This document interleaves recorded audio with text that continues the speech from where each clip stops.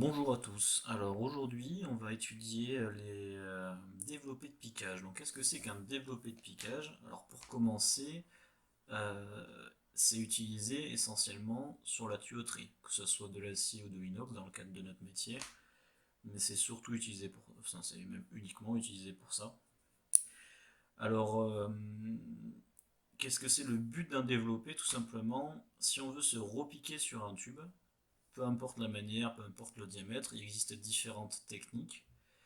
Et le but, ça va être d'enrouler un morceau de papier autour du tube et dessiner ce qu'on va devoir enlever comme matière.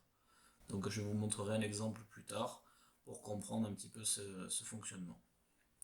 Donc il existe différents types de piquage, comme je l'ai dit juste avant, et dans le cadre d'une formation CAP ou BP, on va surtout en voir 4.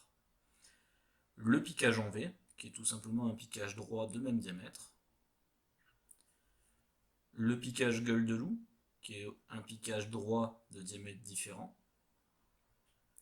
Le piquage sabot, qui va être un piquage de même diamètre mais avec une courbe à souder. Les piquages pied de biche, qui vont être avec une courbe mais de deux diamètres différents. Donc on va étudier au cours de plusieurs leçons à chaque fois comment on réalise chaque assemblage. Donc tout de suite, je vais vous montrer comment on utilise un développé de piquage. Donc pour revenir au dessin précédent, on peut remarquer deux choses. Ces deux morceaux de papier font la même taille, mais c'est pas une taille au hasard. En fait, en fonction du diamètre du tube qu'on utilise, tout simplement, chaque tube a un périmètre. Et cette longueur-là est tout simplement le périmètre du tube, puisqu'il va venir s'enrouler autour du tube, comme je vais vous montrer. Donc, premièrement, il y a le développé femelle. Donc, qu'est-ce qu'on fait? On l'enroule autour du tube. Donc là, c'est un tube de PVC par commodité, parce que je n'ai pas de tube d'acier avec moi, mais normalement, ça se fait sur de l'acier, puisque c'est pour faire de la soudure après. Donc là, on a tout notre développé ici, et tout simplement, on va suivre notre découpe. Hop, voilà. Alors moi j'ai un stylo bic là sous la main, mais sur le chantier vous aurez bien évidemment un petit feutre, un feutre fin pour ça. Donc là sur des diamètres comme ça, vous allez me dire, vous pouvez le faire un peu à l'œil. Je ne vous dirai pas non parce que c'est ce qui se passe le plus souvent. Mais par contre, à partir d'un certain diamètre, quand vous allez avoir vraiment des gros diamètres, vous ne pouvez plus le faire à l'œil. Donc voilà, là ici, j'ai fait le développé femelle. Ça veut dire que là, je vais couper de part et d'autre, et un tube qui va venir s'emboîter là-dedans. Donc là, je n'ai pas de deuxième morceau de PVC, donc je vais faire le mâle sur le même. Mais vous, vous doutez bien qu'il faut faire ça sur deux tubes différents. Donc de la même manière, je l'enroule autour du tube. Vous pouvez remarquer là qu'on retrouve bien l'angle qu'on avait ici plus tôt. Et de la même manière, on trace le tour. Clac.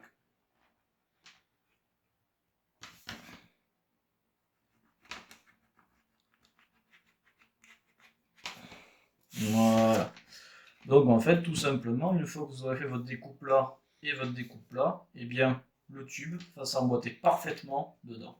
Ce qui vous permettra après de pouvoir souder tranquillement.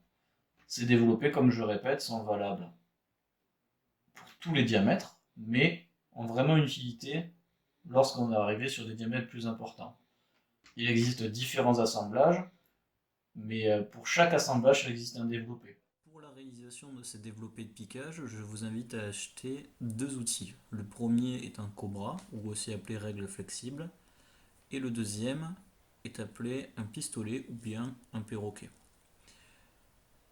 Je mets en avant également un livre qui a été réalisé par Nicolas Henry, qui reprend de manière bien plus poussée et de manière certainement plus juste tous les développés de piquage. Et si des personnes souhaitent approfondir dans ce métier ou dans ce domaine, ou même des enseignants qui veulent s'y former, c'est un livre très bien expliqué, expliquant étape par étape les différents types de piquage qui existent et comment on réalise des développés et tout ça.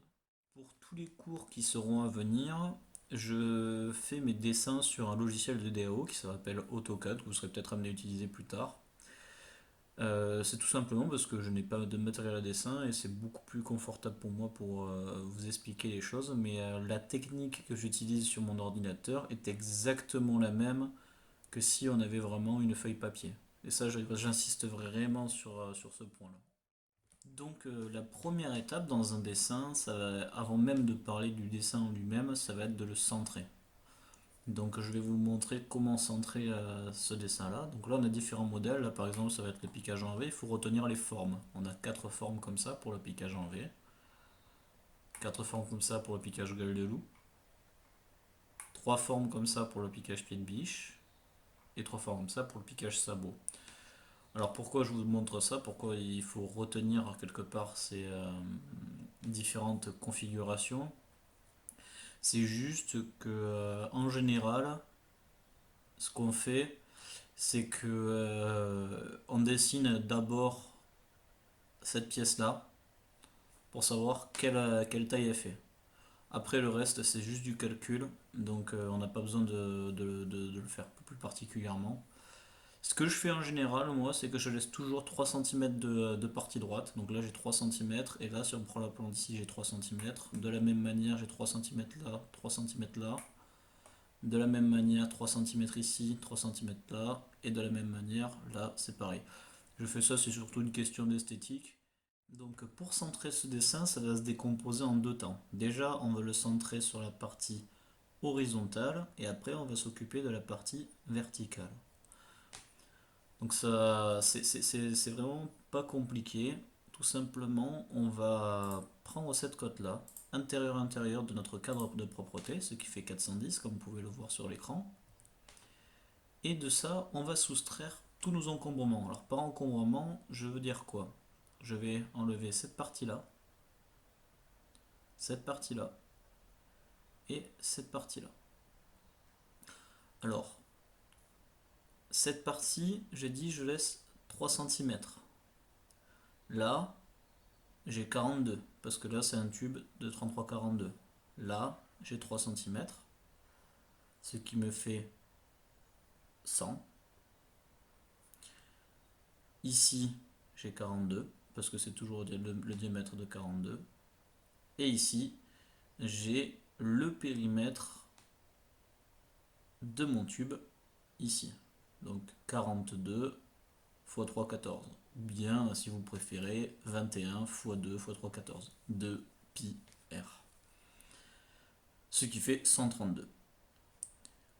Et une fois que je connais toutes ces valeurs, eh bien je fais 410 moins 100 moins 42 moins 132.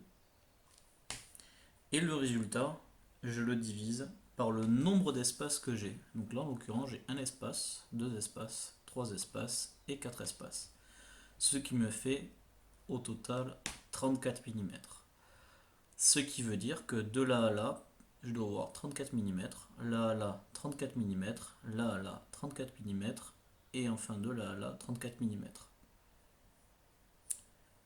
Pour la partie verticale, là c'est différent. Il faut prendre cette longueur là, c'est le périmètre de ce tube là, donc là c'est toujours du 33-42, donc c'est 42 x 3, 14, ce qui fait 132. Ici, là, j'ai 42, c'est mon diamètre, hein, ça n'a pas changé. Là, j'ai 40. Non, il y a un petit peu d'imprécision, mais j'ai 40. C'est pareil, cette valeur-là, ce qu'il faut, c'est que la hauteur qui soit là, elle soit supérieure au demi-diamètre. Vous allez comprendre pourquoi. C'est que tout simplement, on va devoir tracer un cercle là pour la suite de nos... quand on va vouloir vraiment attaquer la réalisation et le tracé de ces piquages là. Donc là, vous comprenez pourquoi je disais au moins le demi-diamètre, c'est que ça, ce cercle, il ne doit pas aller atterrir ici. 4 cm, c'est ce que j'ai choisi, ça me convient tout à fait. Donc j'ai donc 42 plus 40 plus le demi-diamètre du tube, plus 21. Voilà. Et là, ben, de la même manière, on va prendre la cote qui est de là à là. Donc là, j'ai au total, si je ne me trompe pas, 287.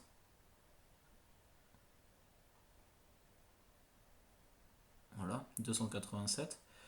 Et de 287, on va faire moins 132 qui est le périmètre. Et moins la cote, donc au moment de ça, qui est de 103. Ce qui fait 52. Et le tout, on va le diviser par le nombre d'espaces. Donc en l'occurrence, on a un espace, deux espaces, trois espaces. 52 divisé par 3, ce qui fait environ 17,33. C'est-à-dire que là, j'ai 17,3, là 17,3, là 17,3. Donc je vais centrer tout ça avec les cotes qu'on a trouvées ensemble. Et je vais vous montrer que effectivement tout est centré et qu'il y a voilà, c'est vraiment comme ça qu'on centre un dessin. Il y a pas d'autre solution et cette méthode là elle est valable avec n'importe quelle configuration. Celle-ci, celle-ci, celle-ci. C'est pour ça que je vous disais plutôt qu'il faut déjà au préalable tracer au moins cette vue là parce que cette vue là en général on n'a pas trop de visuel pour savoir quel est notre encombrement en termes de hauteur et tout ça. Voilà. J'espère que vous avez bien compris cette histoire de centrer le dessin. C'est la première étape avant même d'apprendre à faire un développé. En fait, c'est primordial. Vous voyez, le dessin fini, ça ressemble à ça. Et c'est parfaitement centré, il n'y a rien à redire. Je vais vous montrer l'étape qu'on a faite juste avant, une fois centré. Et vous allez pouvoir constater l'efficacité de nos calculs. Donc ça y est, mon dessin est parfaitement centré et je vais pouvoir commencer à faire mon développé de piquage. Donc à partir de maintenant, la partie introduction est terminée. Les prochains cours vont porter spécifiquement sur un dessin en particulier. Donc le premier cours portera sur le piquage en V, le deuxième cours portera sur les piquages gueule de loup, le troisième cours sur les piquages pied de biche et le dernier sur les piquages sabots. Je vous remercie de votre écoute. Bon courage à tous.